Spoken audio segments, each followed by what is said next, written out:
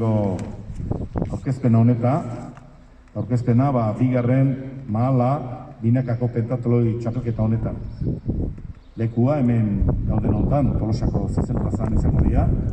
Bi saioak, hau kanporaketa izango da, baina finala ere hementxe izango ditugu. Eietzak 29, arratsaldean 6 izango da, hormongo zaio, hasiera kanporaketa honi. Eta partaideak eta zein diran izateko, antolatzailea dugun Gari Etxeberriak izango dizkigu. Eta gurekin hemen mailean, Olatz Leon, Tolosako alkatea, eta Jose Mari Villanueva, zinegotzia, kirol zinegotzia, ere hementxe babesa ematen dauzkagunez, hementxe dauzkagu jarrita. Orduan, segiko dugu, esan ez, zenek parte hartuko dute. Eta zenek ez, momentu kasu honetan. Arratsaldeon. Larunbateko kanporaketa saioan parte hartuko duten hauexek izango dira. Hori 28a izeta 6garrena, Josmari Villanueva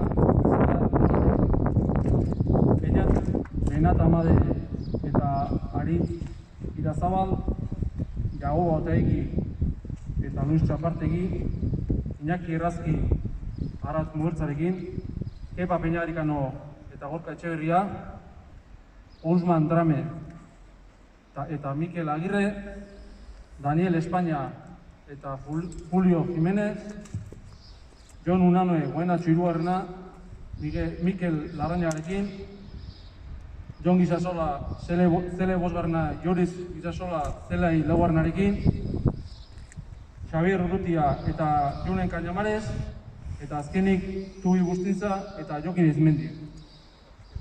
12 bikote parte hartzekoa ziren, baina baja bat izan dugu txapelketa honetan.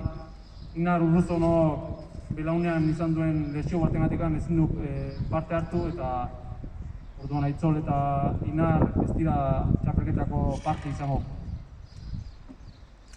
11 bikote aipatu ditut, 11 horietatik 6 pasako dira ekainak 20ko finala ondira.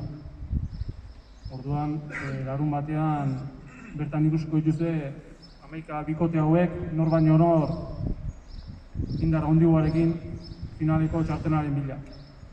Jauteko, kirolariak hemen atzean daude, planta bakarrik ikusita izugarria da egiten duten lehia eta egiten duten ahalegin hori.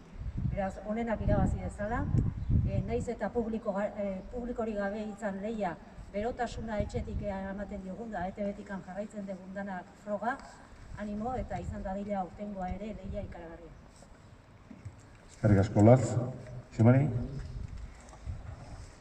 Zein uste eskertak eman behar neti uste duk ez.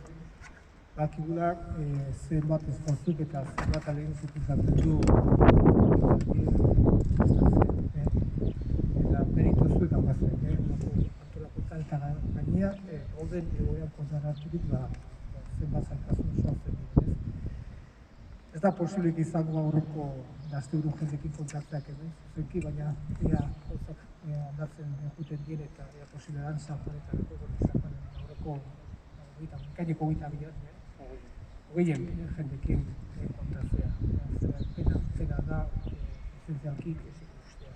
Baina, bueno, agertatzen dutako gauzak hobetzen diaz.